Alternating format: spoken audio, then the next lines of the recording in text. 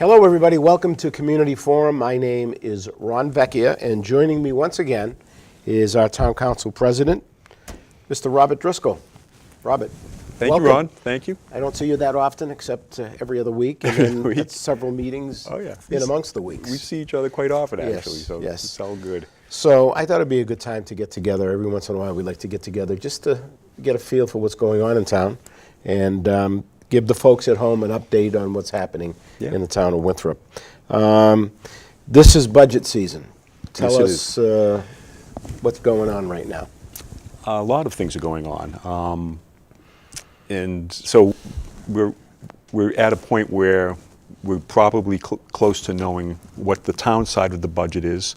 We've been working, as you know, on the school committee with the superintendent and all of the principals and leaders to try to understand what their options are and what the impacts are of different options. And so we're working on that. I think that the school committee is going to vote Monday evening on one of the several options that the superintendent has given us, and they've explained all of the pieces of each of the options. The options run from option A, which is just fully funding everything as is, all the way down to an option E, which involves some layoffs, unfortunately, perhaps. Not perhaps that it's unfortunate, but maybe there will be some layoffs. The problem is, as always, is funds, and I think at the amount of revenue that is going to be available for the entire town to increase the budget is probably something like, it's less than $1.5 million. I think the 2.5 override piece of it is about, I think it's like 600,000 or something like that. And then there's some other funds that we think we can carefully project are going to increase. So there's local revenues that increase, but it's $1.5 million, and that's for everybody. That's for the school, that's for the town, the police, the fire, and so that's the struggle. We've been in that struggle year in and year out, and so we're going to have to figure out what to do about that. I think we'll listen to the recommendation of the school committee. The recommendation is basically to the town manager, and the town manager will then recommend a budget to the town council, and then the town council will vote on that sometime in April. I think, having served on the school committee for just about a year now, I mean, I think that, there's no criticism in terms of where the money has been spent. No. It's just we happen to be in tight times in terms of the budget for various reasons. And I think a lot of it is different than it was, let's say, 10 or 12 years ago, when you go to town meeting and the school department is looking for a bottom line budget, and there's no checks and balances because their bottom line budget at that time was just a bottom line budget. But I think the whole process has been so open with the finance committee, certainly with the town manager and town council. So it's going to be a little scary as we approach making a decision on how we're going to go forward. But I think it's important to note that it's not because of mismanaged budget at all. When you look at all of the budgets, including the school, there's very little fat. So much of all of the budgets is just salaries and benefits, and that's probably representing like 80-85%. I forget what the percentage is exactly, but it's a large portion. And then when you look at class sizes, there clearly is an opportunity to make class sizes smaller, which will require increasing staffing instead of reducing staffing, and so we have that problem. Each department has that problem. I mean, so we'll end up doing what we can with that. I mean, the council's role. I mean, I'm on the school committee, and I feel committed to doing what I can for the school. The council's role is to look at the whole thing. So we have, in addition to the school, all of the other departments that are absolutely necessary in our community to look at the fires this week. There was a fire today. There was a horrible Governor's Park. There was a horrible fire on Shore Drive this week, and a fatal fire. I mean, our fire department works so hard to to take care of us, make us safe, to protect us from those kinds of things and help us through those things. And we need them all. Police, fire, DPW, the town administration, everything is integral. And so the council really has to look at the whole thing and make difficult decisions about how that's going to work. Now, the difference too is the school budget still is the bottom line budget. I mean, it's still, nothing's changed in that regard. Right. I think the transparency's gotten better. Exactly. Yeah. But it's still, a bottom line budget. It's different than the other budgets in the town. Once, the budgets on the other side, on the town side, are made, they're not bottom line budgets. I mean, the council makes changes during the course of the year as needed, as requested by the town manager, but school is a bottom line budget, but there's still not much flexibility in terms of what to do with that. I think, as we were talking earlier, I mean, the unexpected increase in special education this year has had a huge impact on the budget process. That was unexpected. We were talking up at Town Hall about how unfair that is, that a community like ours has to bear the burden of that when it happens, and it's necessary for the kids, but it's just financially just unfair. It's inequitable. What's a town to do when all of a sudden the number of out of town tuitions at 50,000 or more each comes and we're responsible for it? And that's big money. Yeah. Bob, explain. We've had various meetings, public hearings, and so forth relative to the budget, and there's always brought up about how so-called rich the town is in terms of funding, as it opposed to many years ago. Can you explain that little residual money that's there, but not really there? You're talking about like free cash? And, yes. Yeah, sure. I think, and I said this at the public hearing the other night, I think, when people were asking about the free cash and how could we use that. I think 8 years ago, before Jim McKenna, I think, was the town manager, free cash was negative something hundreds of thousands of dollars. DOR took a look at that and was not happy at all and concerned about the financial state of the town of Winthrop. And so a lot of work got done among many people to try to make that a better situation. And there's, I said the other night, it's the term free cash is terrible because it's not free and it's not cash. It's really an accounting mechanism, and what it really indicates is how much of the revenue that you had available, how much of it did you spend? Did you spend all of it? You could do that. Did you spend more than all of it? You can't do that, and if you do, you have a problem. But the state actually recommends that communities, I think, keep 5 or 6% of their revenue as free cash, and that for us, that's about that'd be about $7.5 million. No, I'm sorry, that'd be about $2.5 to $3 million, which is basically what our free cash was this past year. Now, people say, well, geez, we should use that money for something else, and there are some other funds too. When we receive free cash, we know what that number is.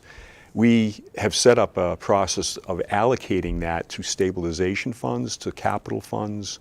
We've done that on purpose, so that some of the money is free cash money. We put that into a capital stabilization fund, and then we use that to fix things that break.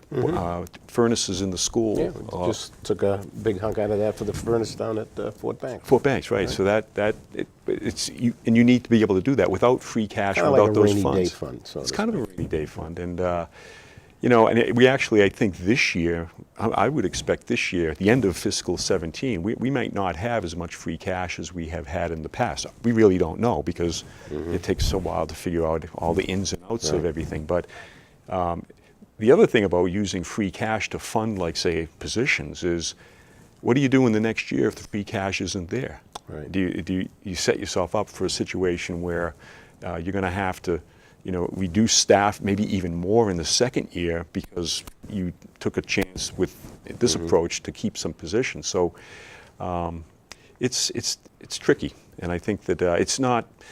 It's not that anybody's hoarding money and not wanting to, the council would give, I think, every department everything that they ask for if we had unlimited funds, and we just don't have that. And this keeping these levels of reserves and stabilization funds the Department of Revenue likes that. Bond raters like that. It helped. The fact that we did that caused our bond rating to go up this year, just as we were going out to debt for the Miller Field project. And we estimate that it saves hundreds of thousands of dollars that we otherwise would have paid in taxes.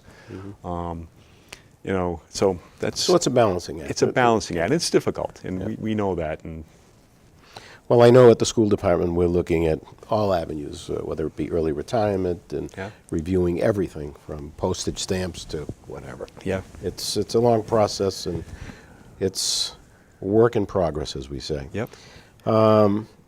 Let's talk about economic development. There's so much going on There in is. terms of several different committees. You've got the Transportation Committee, the Economic Development Committee, you've got the Center Business District, we've got the middle school. Kind of paint a picture of exactly what's going on down the center and what do we look forward to within the next 6 years, 6 months to a year. Yeah, sure. There is a lot going on, and that's by design.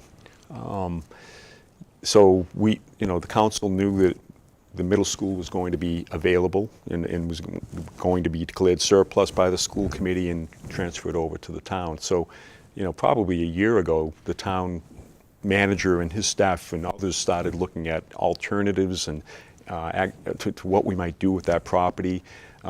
Different investors were shown that this, like probably a year ago. Right. It was just, you know, and that was, you know, while school was still going on, we really couldn't do an awful lot while school was in session and everything. So last year when it became vacant, the council created an economic development citizens advisory committee.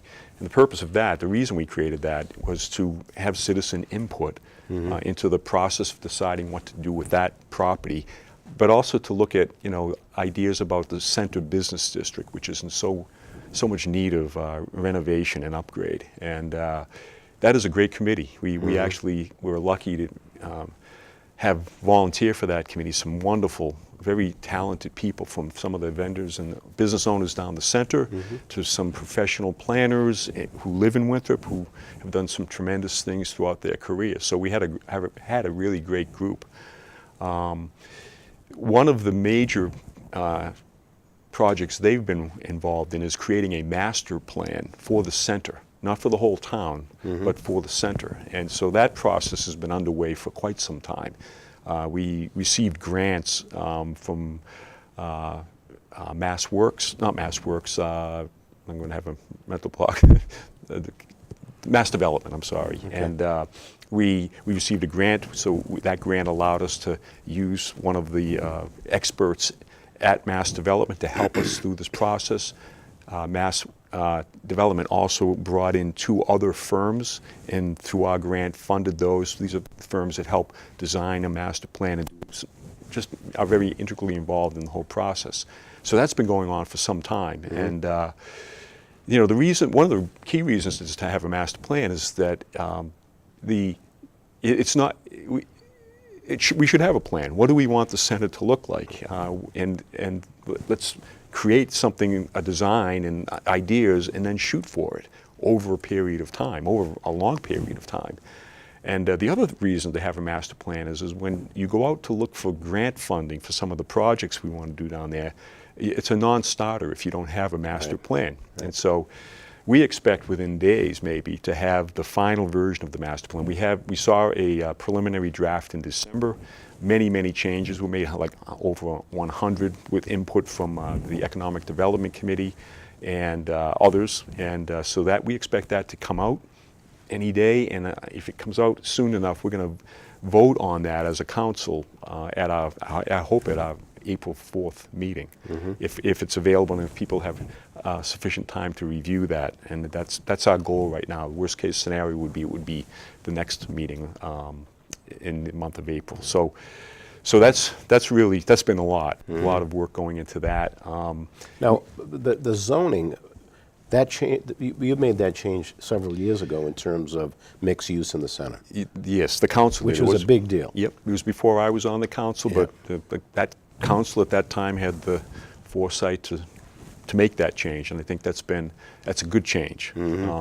Basically, the properties down there are allowed to have mixed use, which is retail on the first floor and residential space on the upper second, floors, right. So second, in other third, and words, fourth. So as you drive in the center, let's say all those stores that are just one level. Yeah. They They could be. theoretically could build up Yes. and put apartments or condos up above. Yeah, Okay. they could. Which is really, when you look at places that are vibrant, communities that are vibrant, it is a good mix because you've got, during the day, you've got a business district. At night, you've got a residential business. So there's always people there. Yeah. And that turns into people using restaurants in the evening and so forth. So it's a positive move. It's very positive, and we're already seeing in Winthrop, I think, a bit of an influx of younger people, Oh, yeah. people starting families, and Absolutely. Winthrop still is relatively affordable, even Yep. though the pricing has gone up a lot over the last few years. But it's Right. still affordable, and I think just the nature of the town. It's Mm-hmm. an island. We're surrounded by the ocean. We have beautiful parks and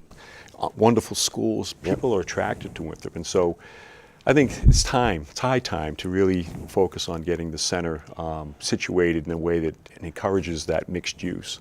So you've had developers that have purchased property over the last few years, and one of the big negatives have been that they haven't really been able to do anything because of the infrastructure. Yeah. So tell me what's going on with the infrastructure work. Sure. Well, actually, so here it is, the 20th of March, as we speak. I think on the 27th, National Grid will begin a project replacing all of the gas line infrastructure throughout the center. My street is marked on Somerset Ave. And that's going to begin. And that's National Grid primarily decided to do that. We encouraged it, and it's going to be a little disruptive, and as will things we do in the future. But that's actually how soon the first phase of this is going to happen. Another phase that's going to happen is that once the master plan is voted on by the town council, the town is going to reapply for this Mass Works grant that we applied for and weren't denied, but we didn't move forward because the state wanted us to wrap the master plan up and do a couple of other things. So we're going to reapply. Right. We feel very confident that we're in line for some funding there. So if we are to get that, we are going to continue redoing the infrastructure of the town, the water and sewer, everything underground. But if you're doing stuff underground, you also have to do stuff above ground because we're going to be digging holes, and we're not just going to fill them with tar. We're going to need to understand, we're trying to understand now. We have some architects working on different design ideas about what the top would look like after that infrastructure work goes on. So we're optimistic we're going to receive that grant, and I think it's going to start, it's going to continue the renaissance. It's going to really, I think, help investors already are coming to Winthrop, liking it. They like the ambiance. We live here, we say, the streets need to be fixed and that. Some people come to Winthrop who haven't been here, they like it. It's quaint. It's got a lot of opportunity, a lot of potential. They see that, and we're starting to see some investment interest. And I think that'll just continue once we engage in these infrastructure projects. I know the last major happening down the center as far as rehauling was over 30 years ago with the original fixing up of the center. Yep. And that's when they did bury some of the utilities underground. If you notice, there's certain areas of the center that there's no wires. Right. So this project, they'll complete it so that all these little side streets leading down to it will be clean. Yep. And that's, it's exciting that it's finally happening. It is. And I think, to your point about young families coming in, I remember we were out having dinner one night, and there was a couple sitting next to us, and he introduced himself. He was just moved into Winthrop about maybe 5 or 6 weeks ago, and he was just amazed. He says, I've never really heard of Winthrop, and we were forced to move to the North Shore, and we never really heard of Winthrop and so forth. But here he is with a young wife, and they have a young child. Yep. And they're in an apartment now, and those are the types of people that will stay here and buy a home or a condo. Yeah, so it is kind of exciting. It is exciting. I think there's a whole. That's really happening. I think actually the population of the town increased over the last couple of years by by 400 citizens. I think there was a lag about in the last 10 years, it really leveled off. It dropped a little bit, but in the last few years, it's starting to pick up. I mean, there are, well, how many new kids in the school? 110. We get about 100, yeah, 110 Yep. additional kids this year. Yep. In the middle school, high school, and so That's right. Okay, on that note, we kind of finished up the project at the school, and of course there's the project of Miller Field / tennis courts. Yeah. So let's start with the tennis courts. What I know you made a vote at the last council meeting, and exactly what transpired at that meeting for those folks who don't know. Sure. Well, I'm going to start by, and I've said this in these meetings, I mean, the town voted on a 2.5 debt exclusion to fund the Miller Field project. The council included in that override, we voted at one of our council meetings on the amount of money that we wanted the override to be. And it was like, I think it was 10 million, 9.8 million. That included the idea of removing the tennis courts at the high school, really because TSAC, which is our Transportation Safety Advisory Committee, had assessed that there's going to be a need for more parking when all of these facilities are up and running. And so we moved forward on that basis. We also agreed that we would replace those down at Ingleside Park. And so, as everyone has seen, Ingleside Park project, that began probably 6 months ago. They took a break during the winter, but that's going to be finished up, this spring, I think. Right. And so then after that got going, some people started, some people I don't think were aware that we were doing that. Right. And I said at some meetings, I mean, we need to do a better job, I think, as leaders of the community, to make sure people are as apprised as we possibly can to make them. But for whatever reason, people started to register complaints about that. A movement developed with hundreds of people saying we want the tennis courts to stay at the high school. So we had public hearings, we had many meetings at the town council, and what we needed to do was to take the tennis court project out of the Miller Field project. We had to remove it. And some people were suggesting, let's keep it in there and we'll use the money to fix it up and we'll do this and some other things. We sought legal advice about what we can and can't do with respect to changing the way we're going about this. And so we needed to, it was clear to us, we needed to just get that, we had to vote as a council to take that part of the project out and not spend any of the authorized debt exclusion funds on that part of the project. Okay. And that took some discussion. That took 3 or 4 meetings, a lot of public input. Right. And at the last meeting, the council voted to do that. And we left it open.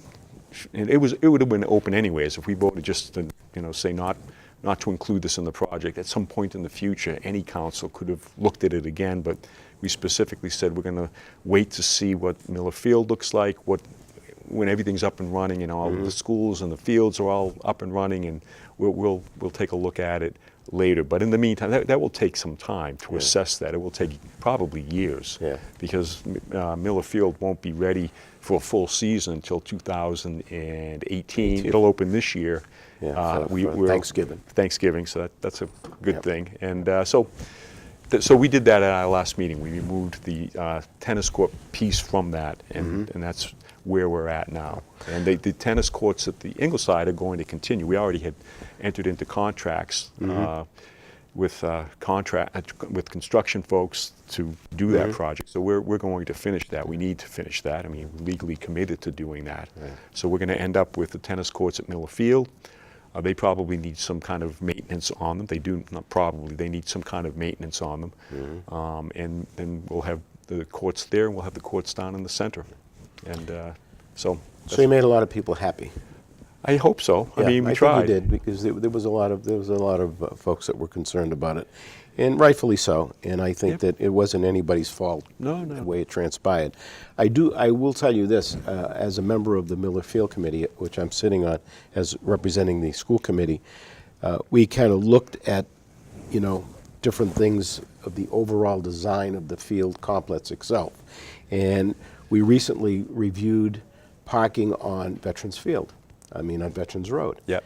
and because there's great parking there on a Friday night or a Saturday. So we've kind of made an adjustment and actually put an entrance on the home side towards Veterans Field so people could come in that way. It would be like an auxiliary gate when there's a huge game. They'll be able to get tickets there and so forth. So that's what we've tried to do.